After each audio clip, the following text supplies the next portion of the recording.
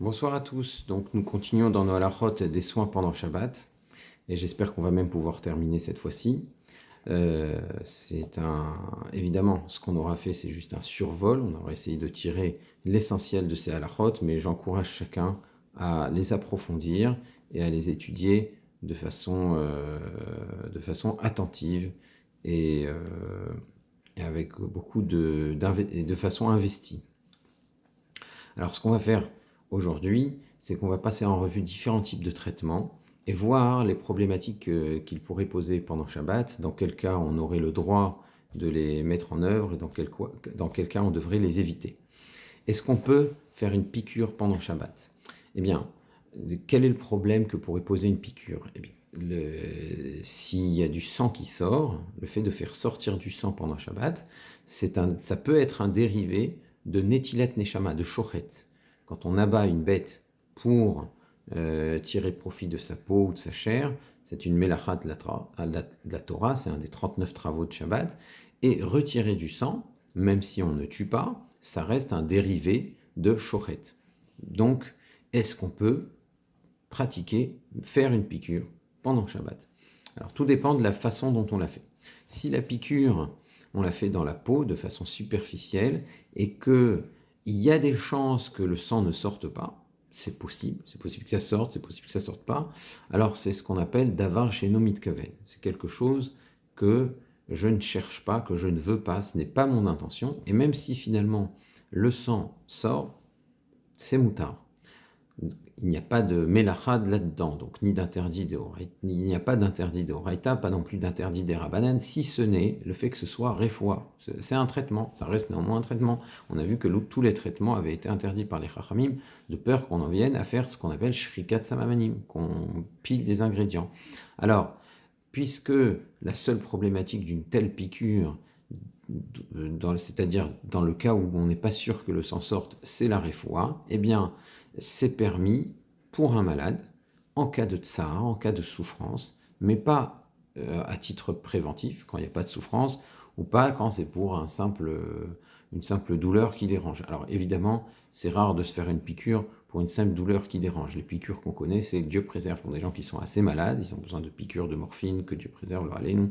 Ou bien, ce qu'on connaît aussi comme piqûres, ce sont les vaccins. Les vaccins, c'est à titre préventif. Évidemment, on ne va pas programmer un vaccin pendant Shabbat. Donc, par contre, pour un malade, c'est permis, et c'est permis aussi par l'intermédiaire d'un non-juif en cas de mitztaher, quelqu'un qui souffre. C'est ainsi que tranche donc le Shmirat Shabbat Kehilchata. Dans le cas où on veut atteindre la veine, des piqûres où on veut atteindre la veine, ou quand on veut placer une sonde pour introduire directement dans le sang des médicaments, des nutriments, etc. Alors à ce moment-là, évidemment, là il y a du sang qui va sortir, c'est certain, c'est un psychréché, il n'y a pas de doute là-dessus, on appelle ça psychréché dans les règles de Shabbat. Et donc c'est un interdit de la Torah. C'est clairement lieu de penser que c'est un interdit de la Torah de Netilat Neshama. Alors est-ce qu'on aurait le droit de le faire pendant Shabbat? Évidemment non, sauf s'il y a ce qu'on appelle Sakanat Nefashot, où il y a un véritable danger. Ou si c'est un malade qui est sans danger, c'est assourd, à moins de demander à un non-juif de le faire. Si c'est du personnel non-juif qui est à l'hôpital et qui va le faire, donc même si le malade en question est hors de danger, ou on sait qu'il ne sera pas en danger, mais il a besoin de certains soins, eh bien, le personnel non-juif, on peut lui demander de placer la sonde pendant Shabbat, il n'y a pas de problème. Ce à quoi il faut faire attention, si on fait une piqûre pendant Shabbat, le médecin juif par exemple qui veut faire une piqûre pendant Shabbat ou qui veut placer une sonde à un malade qui est en danger pendant Shabbat, ce qu'il ne doit surtout pas faire, c'est nettoyer la seringue en pressant du coton imbibé d'alcool. On ne peut pas nettoyer la seringue avec du coton imbibé d'alcool en le plaçant sur la seringue parce qu'on est en train de presser du coton. Or, presser du coton, c'est faire sortir un liquide d'un textile. Faire sortir un liquide d'un textile pendant Shabbat, c'est méfarek. C'est un dérivé de méfarek déchargé. Selon certains, c'est un dérivé de méchabès, kobès, lavé, plutôt déchargé en l'occurrence. Et donc, c'est un interdit de la Torah. Et on doit désinfecter la seringue en versant de l'alcool ou ou en trempant dans l'alcool. Mais en tout cas, pas en pressant le coton pour en faire sortir l'alcool et pour désinfecter. Est-ce qu'on peut poser de la crème pendant Shabbat? Alors, étaler une crème de façon à l'aplanir ou n'importe quelle substance épaisse, c'est un interdit de la Torah. C'est ce qu'on appelle memareach, memarek, memareach. Et donc, même pour un malade qui n'est pas en danger, ou en cas de souffrance, de tsar, on n'a pas le droit de le faire. La seule situation où on aurait le droit de le faire, c'est quand il y a sakanat nefashot. Quand il y a sakanat nefashot, encore une fois, toutes les melachot sont autorisées. Alors, qu'est-ce qu'on peut faire si on a quelqu'un qui est malade, qui est pas en danger, ou il y a quelqu'un qui souffre, qui est en souffrance? Par exemple, on a un bébé qui a le siège irrité, et on sait que en général, dans ces situations-là, il faut mettre une crème épaisse. Comment tu fais pour étaler la crème épaisse pendant Shabbat? Eh bien, ce qu'il faut faire, c'est verser la crème directement du tube, sans l'étaler. Sans l'étaler. Ou la déposer à l'aide d'une spatule sans aplanir la surface. Juste que la crème soit posée comme ça, et ensuite on ferme la couche, et quand on ferme la couche, eh bien, il ne faut pas avoir l'intention que la couche étale, parce que si tu as l'intention que la couche étale, alors là aussi ça s'appelle mémaréar, là aussi ça s'appelle mémarek. Donc il faut que la crème elle soit bien placée de toute façon, qu'on aurait pu laisser le bébé comme ça, et là on ferme la couche, et si ça étale la crème, c'est ce qu'on appelle davar chez mitkaven, c'est pas ce que je cherchais à faire, et donc dans ce cas-là, c'est mouta.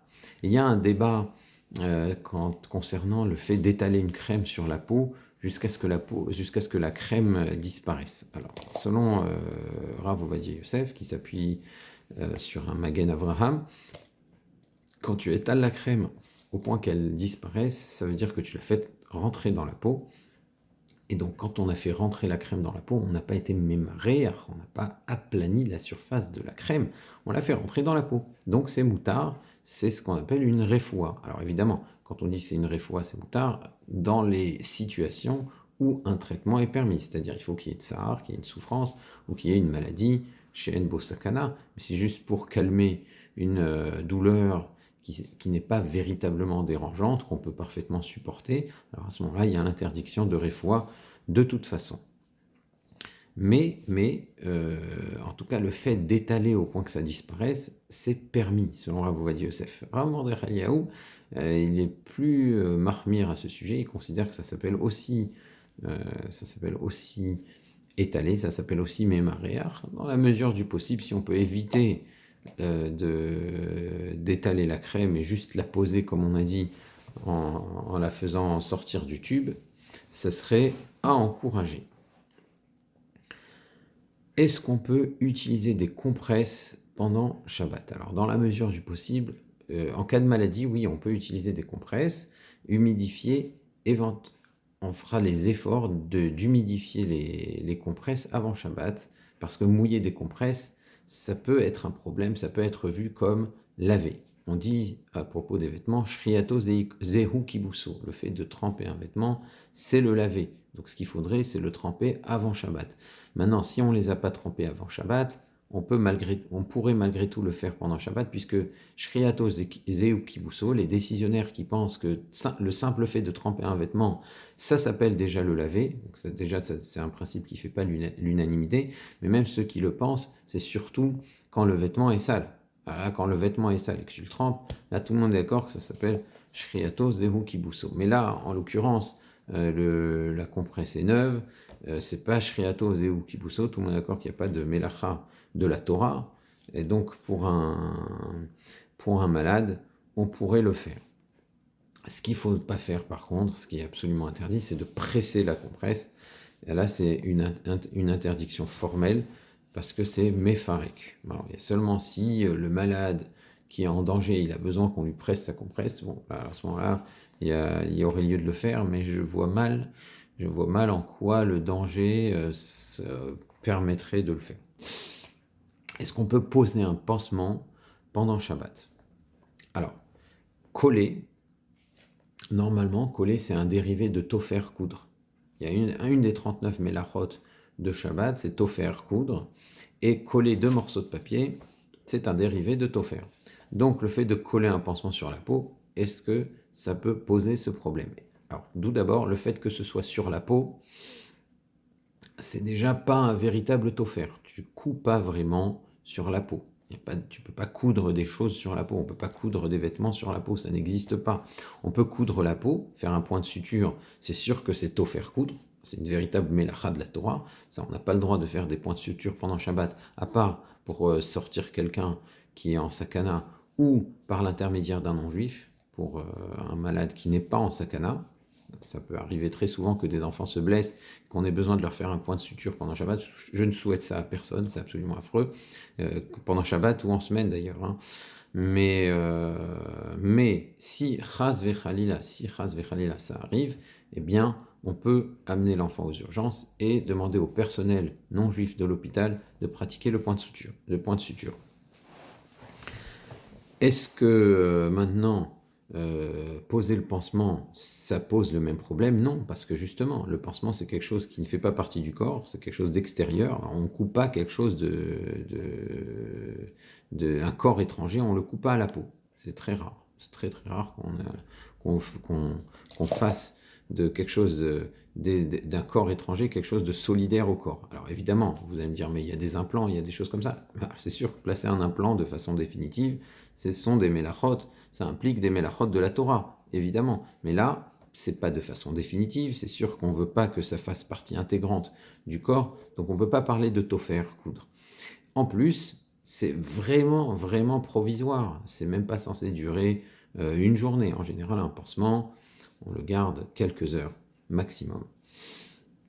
Donc il n'y a pas de problème de penser à un pansement et il n'y a pas de réfoua non plus parce qu'il n'y a pas de traitement. On n'est pas en train de traiter, on est en train juste de protéger la plaie. Ce qu'il est bon d'éviter quand on pose un pansement, c'est que les deux extrémités se collent l'une à l'autre. Parce que quand les deux extrémités se collent l'une à l'autre, là on n'est pas en train de coller le pansement à la peau. Et là on n'a pas l'argument de dire ah non, ça ne s'appelle pas coller, ça ne s'appelle pas tofer, puisqu'on ne va pas coudre le pansement à la peau. Mais là quand le pansement et quand les deux extrémités du pansement se collent, là peut-être qu'on peut parler, c'est moins... on est plus proche de tofer coudre. Encore une fois, c'est pas vraiment tofer coudre parce que c'est provisoire et que c'est que pour quelques heures, c'est pas vraiment ce dont on a l'intention. Mais bon, dans la mesure du possible, éviter que les deux extrémités se collent. Il est formellement interdit de couper un pansement qui est trop large pour le ramener à la taille de la plaie. C'est véritablement mechater, c'est un dérivé de couper le cuir. De la même manière que les tanneurs coupaient le cuir dans des bandes mesurées, eh bien couper un pansement à une taille qui est mesurée, pas nécessairement mesurée avec un double décimètre, hein, juste à la taille qui correspond à peu près à la taille de la plaie. Là aussi, c'est un dérivé de mechater, c'est formellement interdit. De la même manière, tu ne peux pas prendre du bandage et couper la quantité de bandage dont tu aurais besoin, parce que c'est un dérivé de mechater. Alors qu'est-ce qu'il faut faire? Eh bien, on prend le bandage, on tourne autant qu'il le faut pour l'adapter à la bonne largeur. Mais jamais couper le bandage à la longueur qui est nécessaire. Alors ce qu'il faudrait maintenant pour fermer le bandage, ce qui serait préférable, c'est de le fermer à l'aide d'une épingle à nourrice plutôt qu'avec du sparadrap ou un pansement, parce que le sparadrap ou le pansement sur le bandage, là, ça commence à ressembler à tofer coudre. Donc il vaudrait mieux le fermer avec une épingle en attendant la fin de Shabbat. Est-ce qu'on a le droit, vu qu'il y a des problèmes de tofer coudre, etc., est-ce qu'on aurait le droit, pendant Shabbat, de fermer une coupure, c'est quelqu'un qui s'est coupé la peau, est-ce qu'on aurait le droit de fermer cette coupure en rapprochant les deux côtés de la coupure, donc les deux parties de la peau, les deux parties de l'ouverture de la peau, et les fermer à l'aide d'un pansement, à l'aide d'un strip? Est-ce que ça pose un problème de tofer? Alors le Shmirat Shabbat Kilcheta, il dit qu'il n'y a pas de problème de tofer dans ce cas-là, parce que je ne coupe pas véritablement les deux extrémités de la peau. Encore une fois, ce n'est pas un point de suture, mais je ne fais que les rapprocher. la peau spontanément va cicatriser. Donc ça, c'est pas un travail du soignant, c'est quelque chose qui se fait tout seul. Le soignant, juste, il donne l'occasion à la peau de cicatriser. Donc il n'y a pas de problème de tofer et on peut placer des strips pendant Shabbat. Il est permis aussi de serrer un bandage sur une plaie pour empêcher le sang de couler. Alors, ça ne s'appelle pas un traitement, on est juste en train d'empêcher un dommage de survenir. On veut stopper l'hémorragie. On ne veut pas qu'après il y ait une trop grande perte de sang.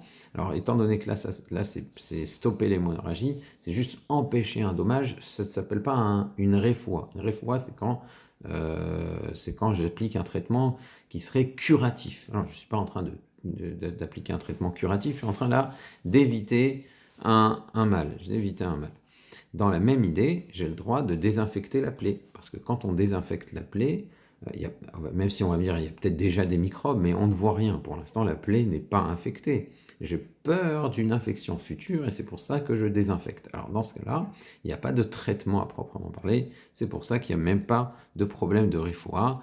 Et même si tu voudrais dire que ça s'appelle une réfoua, néanmoins, on ne peut pas dire qu'une plaie qui n'est pas désinfectée, ça ne s'appelle pas un tsar. Et on a déjà vu que pour un tsar, pour une souffrance, nos médicaments, nos traitements, qui ne sont pas fabriqués en cuisine, ne sont pas fabriqués chez soi, ils sont fabriqués dans des usines, il n'y a pas de crainte de shrikat samamanim, on peut les administrer en cas de souffrance, encore une fois. Est-ce qu'on peut verser du désinfectant qui a une couleur sur du bandage ou sur de la peau? Ça s'appelle colorer, ça s'appelle tsovea. Tsovea coloré, teindre, ça fait partie des 39 melachot de Shabbat. Donc, est-ce que ça pose un problème de mettre du mercurochrome ou d'autres sortes de désinfectants qui colorient la peau, qui colorient le bandage, qui peuvent colorier la couche, etc. Que sais-je. Alors, il faut savoir que ça ne s'appelle pas teindre, parce que teindre, c'est quand on cherche à embellir un vêtement. Là, on est en train de salir, de salir la peau. D'accord ? Ça n'a rien à voir avec le maquillage. Hein. On n'est pas en train de mettre du fond de teint. On est en train de salir. Donc, c'est ce qu'on appelle derer lichlour. Ce n'est pas une mélacha. Ce n'est pas vraiment la mélacha de teindre. Et deuxièmement, ces supports-là, ce n'est pas des supports, ces bandages, ce n'est pas des choses que je veux colorer, ce n'est pas des choses que je veux teindre. Ce n'est pas des vêtements que j'attends de voir d'une certaine couleur. Donc on ne peut pas dire que je suis en train de teindre, c'est pour cela que c'est permis. Si maintenant, j'ai placé un pansement avant Shabbat et maintenant il me dérange, il me gêne, est-ce que j'ai le droit de le retirer? Est-ce que ça s'appelle décoller? Et ça, on sait qu'on n'a pas le droit de découdre pendant Shabbat, on n'a pas le droit de déchirer. Est-ce que là, ça pose un problème? Eh bien non. Encore une fois, de la même manière qu'il n'y a pas de couture quand j'applique un pansement, il n'y a pas non plus de déchirure, il n'y a pas non plus d'action de découdre quand je retire le pansement. Il y a une chose auquel il faudrait faire attention, c'est d'essayer de ne pas arracher de poils. Arracher les poils, c'est des fois une mélacha de gozès. Alors évidemment, là, ça fait mal, c'est d'avar chez Nomit Kaven. Donc si je fais tout pour éviter que ça n'arrache les poils, on peut dire que c'est d'avar chez Eno Mitkaven. Est-ce qu'on a le droit d'ouvrir les emballages dans lesquels se trouvent les médicaments? Alors, on a le droit de déchirer. Si l'emballage du médicament en question, c'est une boîte sur laquelle il y a un opercule en papier, comme ça, que je retire, ce genre d'emballage ne pose aucun problème de halakha d'après tout le monde. Pourquoi? Il y a une braïta, un enseignement des Tanaïm dans Masechet Shabbat, qui dit qu'on a le droit de déchirer le cuir qui ferme une jarre, qui ferme une cruche, pour en retirer le vin. Donc on est au moins dans ce genre de situation. Donc le papier qui recouvre la petite jarre qui contient les médicaments, les Tylenol ou je ne sais quel autre médicament, il ne pose aucun problème pendant Shabbat. Maintenant, est-ce qu'on peut déchirer quand il y a des lettres dessus? C'est déjà un petit peu plus difficile. Le Shmirat Keshabbat Keilcheta, il rapporte l'opinion du Rav Shlomo Zalman Auerbach. Rav Shlomo Zalman Auerbach, il pense que déchirer les lettres, ça pose un problème de morek, ça pose un problème de effacer. On est en train d'effacer ces lettres-là. Jusque-là, j'avais un mot, il y avait écrit Doliprane, et maintenant il n'y a plus. Donc c'est une mélacha d'effacer. Donc dans la mesure du possible, je dis, il ne faut pas déchirer les lettres. Alors, le Rav Neuwirth, il s'étonne un petit peu, il rapporte dans les halachot, effectivement, la décision du Rav Shlomo Zalman Auerbach, mais dans les notes, il s'étonne un petit peu de cette décision, parce qu'il est en train de dire, ici, c'est pas déjà, c'est pas véritablement effacé, et deuxièmement, quand est-ce que la mélacha de la Torah, quand est-ce qu'on a une mélacha de la Torah d'effacer, c'est quand on gratte une lettre, on efface, pour pouvoir réécrire après. Donc c'est pas du tout notre cas. On l'a pas vraiment effacé, et en plus, même si tu dis que ça s'appelle effacer, le fait de couper une lettre, je l'ai pas effacé pour écrire après. Donc il y a rien. Je ne peux pas parler de morek effacé. Donc il s'étonne, néanmoins il tranche comme lui. Et il dit bien sûr, en cas de tsar, en cas de maladie, etc., on peut l'autoriser sans aucun problème. Mais il faut savoir que Rav Ovadia Yosef, lui, il tranche qu'il n'y a aucun problème de couper des lettres quand tu déchires des emballages, et pas seulement pour quelqu'un de malade qui a besoin des médicaments, même quand tu ouvres un paquet de bambas, un paquet n'importe quel autre aliment, pour manger, il n'y a pas de problème de déchirer les lettres. Encore une fois, les lettres, elles sont toujours là, la lettre est juste coupée parce qu'on a coupé l'emballage à cet endroit-là, et encore une fois, c'est pas, même si tu dis que c'est effacé, ce n'est pas effacé pour écrire ensuite. Donc il n'y a pas de crainte de toucher à la mélacha de mochek effacé. Faire un acte médical qui ne se fait pas à l'aide de médicaments, ça reste interdit pour un mirouche. Vous voyez, c'est une refoua, c'est un traitement.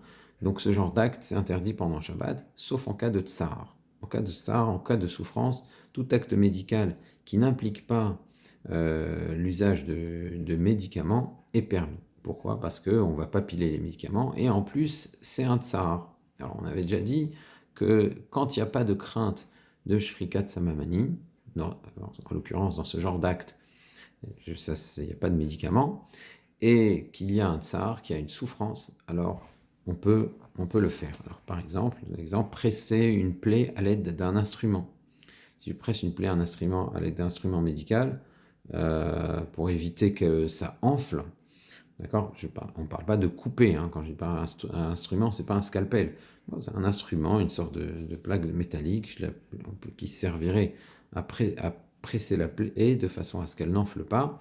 C'est moutard pendant Shabbat, il y a un tsar, et en plus, il n'y a pas d'usage de médicaments. Poser de la glace sur une plaie, c'est aussi permis pendant Shabbat. Poser une protection sur les dents de façon à ajuster leur position. Vous allez me dire, là, oui, mais il n'y a pas de tsar, là, on est en train de faire de l'esthétique. Il n'y a pas de tsar, alors pourquoi j'aurais le droit de mettre l'appareil pour ajuster les dents pendant Shabbat? Alors le Rav Shlomo Zalman Auerbach, Shmirat Shabbat Kilkreta, il rapporte que même si là, il n'y a pas de tsar, c'est permis, parce que c'est un acte médical dont on ne voit pas les conséquences de façon immédiate. Il n'y a aucun effet immédiat qui est visible. L'effet n'est visible qu'à très long terme. Donc peut-être que ça s'appelle même pas un acte médical, ça s'appelle même pas un refoua. Donc même s'il n'y a pas de tsar, il n'y a pas de problème. C'est pas non plus ouvdin dechol. Ouvdin dechol, ça veut dire que c'est un acte non shabbatique. Par exemple, prendre le vélo au Shabbat, même s'il y a un hérouv, même s'il y a ce que vous voulez, c'est pas shabbatique. Ça ne correspond pas à l'ambiance de Shabbat. Eh bien, il n'y a pas de problème de ouvdin dechol quand on place ces appareils pour rendre la dentition plus régulière, parce que les effets ne se mesurent qu'à long terme. Placer du coton dans les oreilles pour le protéger de l'air, là aussi c'est permis, et en général quand on le fait, il y a du tsar, c'est pour ça que ça pose pas de problème. Est-ce qu'on a le droit de faire des exercices de rééducation pendant Shabbat? Quelqu'un qui, Dieu préserve, a eu une maladie, il a besoin ensuite de rééduquer ses membres après un séjour prolongé à l'hôpital dans des positions X et Y. Alors, ces exercices-là, il faudrait les éviter pendant Shabbat. S'il y a possibilité de mettre une pause, on met une pause parce que c'est ce qu'on appelle Ovdin Dechol, ce sont des actions qui ne sont pas shabbatiques, surtout si on doit manipuler des appareils, même si ce ne sont que des appareils mécaniques, ça reste Ovdin Dechol. Par contre, si ce sont des exercices qui doivent être absolument pratiqués de façon régulière et 5 fois par jour, le malade en question doit faire ces gestes-là pour pouvoir recouvrer sa santé, eh bien, dans ce cas-là, c'est permis même pendant Shabbat, parce qu'on peut dire qu'il y a l'argument du traitement longue durée. On a vu que des médicaments, quand ils sont longue durée, ils ne posent pas de problème de refoua et de shrikat samamanim. On a dit que la refoua, la shrikat samamanim, ça posait pas un problème quand c'était des traitements longue durée, parce qu'on considère que tu as déjà tout préparé. Donc, au titre de refoua, il n'y a pas de problème de le faire même pendant Shabbat, puisque ça devait être absolument fait de façon régulière et qu'on on peut pas arrêter le traitement comme ça.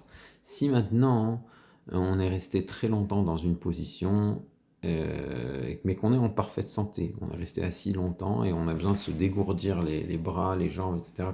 quand on se lève, là il n'y a aucun problème parce qu'il n'y a rien de médical et donc c'est parfaitement permis.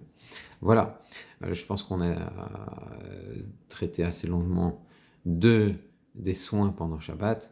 J'espère que de toutes ces halachot, on n'aura pas besoin je ne souhaite à personne d'avoir besoin de les mettre en pratique, que tout le monde ira bien. Je souhaite qu'il y ait juste à la limite des accouchements, et même les accouchements, il ne faudrait pas les souhaiter pendant Shabbat. Donc en vous souhaitant une très bonne santé, je vous donne rendez-vous pour la prochaine série Be'ezrat Hashem. Au revoir à tous.